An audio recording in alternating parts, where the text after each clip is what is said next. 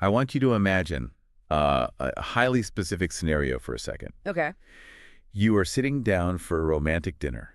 The lights are low, the ambiance is just perfect, and you are gazing across the table at someone you really feel a profound connection with. That's pretty ideal so far. Right.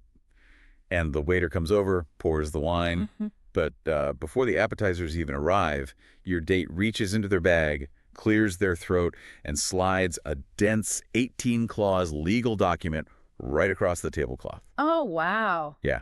And it requires your signature, the signatures of 2 witnesses, and ideally a trip to the local notary public before you even think about ordering dessert. I mean, that is just the ultimate mood killer. It really is. It basically treats a dinner date like, the preliminary stages of a corporate merger. Exactly. But as unromantic as that sounds, this document is a very real, incredibly pragmatic shield that is being used by couples right now. Yeah, and that's exactly why we're here today. In today's deep dive, we are venturing right into that really uncomfortable space where cold, hard law just collides head-on with modern romance. It's a fascinating intersection. It is. Our source material today is an actual legally binding template originating from the jurisdiction of Belo Horizonte down in Minas Gerais, Brazil. Right. And it is officially called well, in Portuguese, it's a Contrato de Namoro com exclusão de união estável, which translates to a dating contract with exclusion of stable union. Which is quite a mouthful. It is. So our mission today is to totally deconstruct this legal fortress. We're going to explore how people are using contract law to, draw impenetrable boundaries around their love lives, protect their digital wealth. And that includes crypto, which we'll get into. Yes, absolutely, including cryptocurrency, and legally pre-program exactly how a breakup is going to be handled in the digital age. It's intense. It really is. Okay, let's unpack this. Why does a document of this magnitude even need to exist in the first place? Well, to understand the necessity of this contract, you really have to understand the legal landscape that these couples are navigating. Yeah. Because in many legal systems, and particularly in Brazil, the line between casual dating and a legally recognized partnership is it's incredibly porous. How so? So the law recognizes something called a stable union or union estável. And unlike a traditional marriage, you don't need a certificate, you don't need a ceremony or rings to enter into So you it. just kind of fall into it. Basically, yeah. Yeah. A judge simply looks at the reality of your shared life, how you behave, how you spend money, how society views you. Okay. And based on that, they can declare that you are, for all legal intents and purposes, a family unit. Wow. And once that declaration happens, you are suddenly hit with a massive array of obligations. Like what kind of obligation? We're talking asset splitting, alimony, and inheritance rights. Okay, wait, I have to stop you right there because that sounds terrifying. It is for a lot of people. Are you saying 2 people could just be, like, dating heavily, and a court could essentially marry them after the fact without their explicit consent? Yeah, that is the exact fear driving this entire trend. Because the courts are primarily looking for an intention to form a family. But, human relationships are messy, right? It's super messy. You leave a toothbrush at their place, you start splitting groceries, maybe you go to a cousin's wedding together. Right, normal relationship stuff. Exactly. Slowly, your lives intertwine.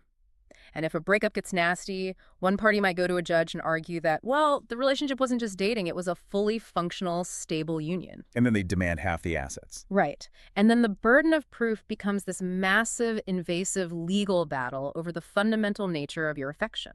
So this document is essentially a preemptive strike. It's like drawing a thick legal chalk line on the ground between, we are having fun and we are an economic unit. That is the core legal strategy here. It's an anti-marriage blueprint.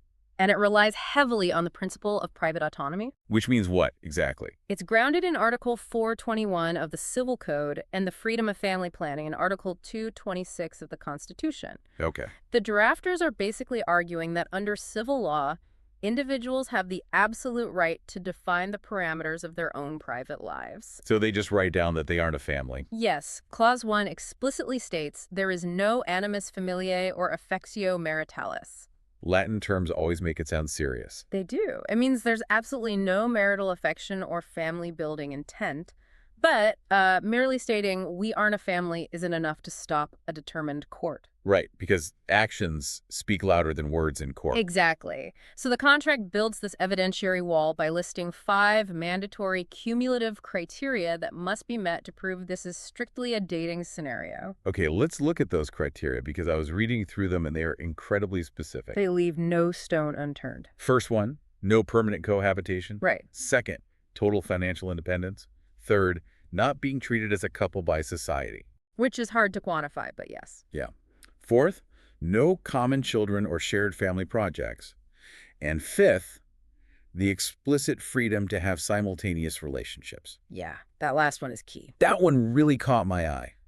Does it legally require them to acknowledge they can date other people just to prove they aren't married? What's fascinating here is the psychological manipulation of legal precedent. Tell me more. The lawyers who drafted this, they didn't just pull those 5 criteria out of thin air. They took the exact benchmarks that Supreme Courts, like the Superior Court of Justice, used to establish a stable union, and they simply inverted them. Oh, that's clever. Right. By legally preserving the right to date other people in writing, they are directly attacking the assumption of exclusivity. Because exclusivity is a hallmark of marital intent. Exactly. It doesn't matter if they never actually date anyone else during the entire relationship. Just having it on paper is enough. The mere fact that they contracted the freedom to do so acts as a highly effective legal repellent against any future claims of a stable, exclusive union. Wow. I mean, I see the logic, but there's a massive loophole here, right? What's that?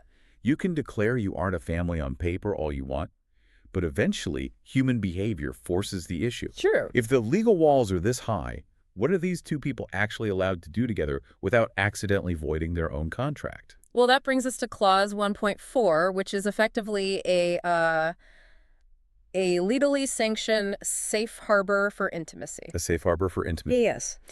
It essentially lists behaviors that might look suspiciously like a serious commitment to an outside observer, but which the contract explicitly defines as mere dating activities. Okay, give me some examples. So it states that maintaining a long-lasting relationship, traveling together, possessing the keys to each other's homes, Wait, having the keys to someone's home? yes, or attending social events, or even acting as a companion in hospitals or during medical consultations. Okay, I have to push back there. Go ahead. If I have the keys to your house and we go on international vacations together and I am literally sitting by your hospital bed holding your hand while you are severely ill, how can you possibly stand before a judge and argue that we aren't a serious committed unit? I mean, that goes way beyond casual dating. If we connect this to the bigger picture, it reveals how the justice system measures human connection versus how we measure it emotionally. Okay, how does the system measure it? The law is a blunt instrument. It is fundamentally concerned with economic commingling and financial dependency. So it's all about the money. Mostly, yes. Sharing a hospital visit is an act of deep human empathy and emotional support. But paying the hospital bill from a joint checking account, that is an economic merger. Oh, I see. The contract is ruthlessly decoupling emotional affection from legal and financial obligation. It asserts that, I can care for you deeply, but my emotional availability does not translate to financial vulnerability. Wow. It is really trying to separate the heart from the wallet in the most clinical way possible. It has to survive a court challenge. And to make sure nobody tries to blur those lines after the fact, the contract includes this temporal shield. Clause 1.7 forbids any retroactive claims of a stable union based on past behavior. Yeah, that mechanism addresses the reality of how breakups actually unfold, because when relationships end poorly, people tend to rewrite history. Oh, definitely. One person might look back at the last 3 years and say, well, we were basically married that entire time. Right. This clause locks down the narrative. It establishes a hard rule that unless both parties sign a brand new formalized addendum explicitly upgrading their status, the past remains legally classified as just dating. So you cannot retroactively harvest a relationship for financial gain. Precisely. But, emotional boundaries only go so far when physical proximity is involved. Eventually, someone is going to crash on the couch too many nights in a row. And that is where the contract moves from philosophy to a literal ticking timer. Yes. Let's talk about the cohabitation restrictions in Clause 5. The 90-day countdown. It's quite the rule. The contract acknowledges that occasional sleepovers are fine. It even cites actual Supreme Court precedent, like Sumila 382, saying casual overnight stays don't automatically make you a family. Right, the courts have established that. But then it just drops the hammer. If you live together for more than 90 consecutive days, the dating status is voided. You cross the invisible line, and the contract effectively self-destructs unless you sign new paperwork. It creates a bright line rule for a very ambiguous human behavior. I mean, when does a prolonged visit actually become moving in? It's gray area. The law struggles with that gray area. So the contract arbitrarily but firmly draws the line at 90 days. I am just trying to imagine the logistics of actually enforcing that. Like, how do you even track it? Do you have a calendar on the fridge with red X's? Some probably do. Is someone checking the Ring camera footage to prove their partner went back to their own apartment on day 89? It just feels absurd. It does feel absurd in a romantic context, for sure. But in a legal context, it shifts the burden of proof. Okay, how so? If one partner tries to claim they live together and are therefore entitled to assets, the other partner can demand they prove they stayed for 90 consecutive days. Yeah. It forces intentionality. So you can't just accidentally slide into a domestic partnership. Exactly. Just because someone slowly migrated their entire wardrobe into your closet over 6 months doesn't make it a union. Right. The physical separation enforced by that timer is crucial. But honestly, it pales in comparison to the financial firewall the contract builds. Yes, the financial firewall is absolute. Clause 3 dictates total, absolute, and exclusive autonomy over present and future assets. Everything is kept totally separate. And here's where it gets really interesting. The contract doesn't just list traditional wealth like real estate or cars or inheritances. It specifically highlights cryptocurrencies and digital assets. Yep. Why go out of the way to legally name-drop crypto in a dating contract? Because of the unique nature of digital wealth. In a traditional divorce or the dissolution of a stable union, a court can fairly easily subpoena a bank or brokerage firm to freeze and divide fiat currency or stocks. Right. There's a paper trail. Exactly. Right. Cryptocurrency, however, is pseudo-anonymous and decentralized. Tracing it, proving ownership, and dividing it in a messy legal battle is an absolute nightmare for the courts. I can imagine. By explicitly excluding digital assets from the very beginning, the owner prevents the legal discovery process from ever having the jurisdiction to demand access to their digital wallets or seed phrases. Wow. It is a very modern solution for a very modern asset class. It's wealth protection fully adapted for the blockchain era. Indeed. And it leaves zero room for financial ambiguity in the day-to-day routine either. Because Clause 4 states plainly that there is no obligation to share expenses. None at all. If you do happen to pay for something together, let's say a joint vacation or buying a piece of furniture for one person's apartment, there is no right to reimbursement unless you had a prior express written agreement. It essentially forces couples to operate like joint venture partners. Every single shared expenditure requires a mini contract. And to permanently seal the vault, Clause 6 waives all rights to alimony, inheritance, the division of jointly acquired property, and even life insurance benefits. It demands that every single step toward deeper commitment requires formal paperwork. So we have established how they manage the relationship and the living situation and the money. But the most aggressive part of this entire framework, in my opinion, is how it handles the end of the relationship. Oh, absolutely. Because if you need an 18-clause contract just to go on a date, you absolutely need a protocol for when the dating stops. The breakup mechanics are where this document truly resembles corporate compliance. Yeah. Clause 7 gives both parties total freedom to walk away unilaterally. Meaning anyone can just end it at any time. Right. The relationship can be terminated at any time by either party without any need for justification or cause. You simply invoke the clause. No lengthy explanations needed. None. But the actual untangling of their lives, that is highly regulated. Right. They initiate what the contract outlines as a 72-hour digital scrub. Yes. Upon termination of the relationship, any photos, videos, or content featuring the other person must be removed from all social media platforms within 72 hours of a request. It's a rapid cleanup. And furthermore, it strictly forbids any vexatious exposure or anything that damages the honor and reputation of the ex-partner. This raises an important question about how deeply our digital footprints are intertwined today. Yeah, because our lives are so online. When you date someone, they become woven into your Instagram feed, your TikTok history, your entire digital identity. Right. Untangling that used to just be a matter of social awkwardness.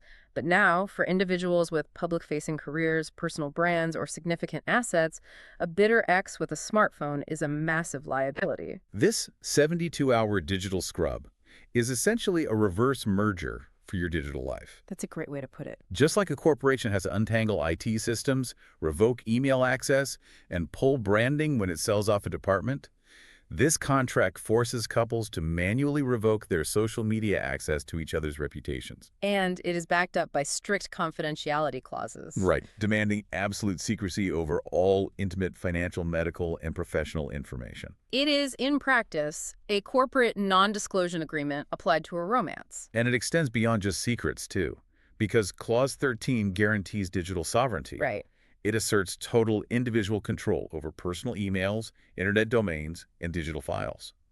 The contract explicitly mandates that no digital asset is considered shared without a separate specific contract. So you cannot claim joint custody of a viral meme account or a YouTube channel you started together or even a shared Dropbox folder. It's totally separate. But I am super curious about the enforcement mechanism here. Let's say the breakup is incredibly bitter. One person gets angry and decides to leave a flattering but unauthorized photo of their ex up on their Instagram grid on day 4, so they miss the deadline. Right. Or they vaguely vent to a mutual friend about the ex's weird financial habits. Yeah. How do you actually punish that without dragging them into court and exposing the very secrets you're trying to protect? Well, the drafters anticipated that exact problem, which is why Clause 14 establishes severe, immediate financial penalties. Let's talk numbers. Violating the confidentiality, image, or digital asset rules results in a flat contractual fine of 5,000 reais per violation. Okay, so roughly $1,000 depending on the exchange rate, just boom. Plus material and moral damages. Right. But the true teeth of the enforcement lie in the ongoing penalties. Luigi.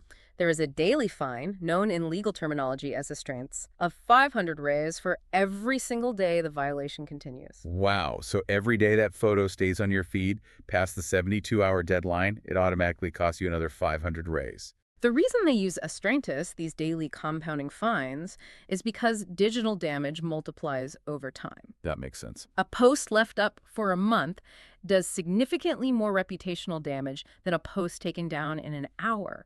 It completely changes the legal strategy. How so? Instead of filing a lawsuit to argue for vague emotional damages months later, the contract makes it instantly financially ruinous to leave the post up today. It weaponizes time against the offending party. That is going to compel compliance incredibly fast. Absolutely. But what happens if they fundamentally disagree on whether a violation even occurred? Say one accuses the other of overstaying the 90-day limit or leaking a financial detail. Right, a dispute. If they take this to a public family court, all this dirty laundry, all these private asset details, they become part of a public record. Doesn't that defeat the entire purpose of the NDA? It absolutely would, which is why Clause 16 removes the public justice system from the equation entirely whenever legally possible. Yes.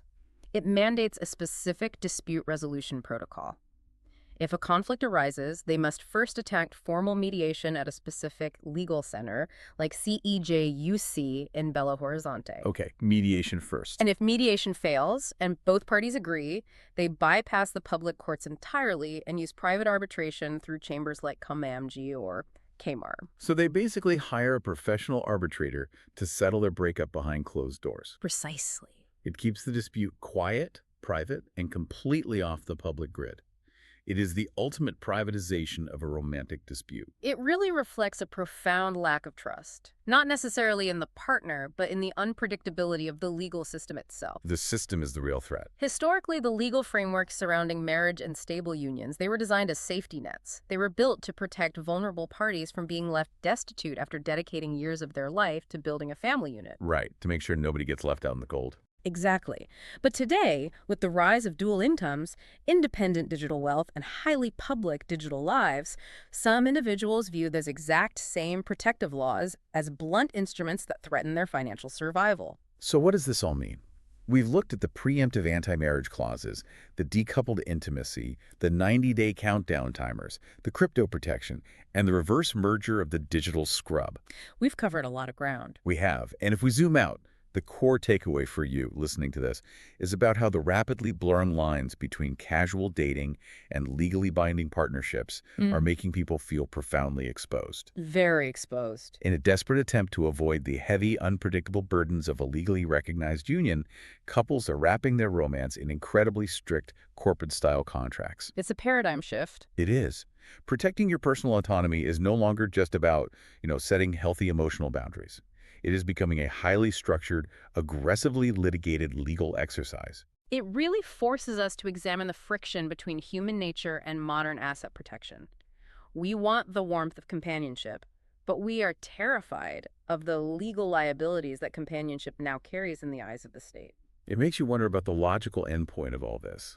I mean, if we are already using corporate NDA protocols, 72-hour digital scrubs, and private arbitration to manage our messy modern breakups. Where does it stop? Exactly. How long until we just skip the human element entirely? What do you mean? Like, are we just a few years away from handing over our relationship contracts to AI arbitrators? Letting an algorithm instantly settle our digital custody battles and execute smart contract fines the second an unauthorized photo is posted? I wouldn't bet against it. It's definitely something to think about the next time you sit down for a candlelit dinner.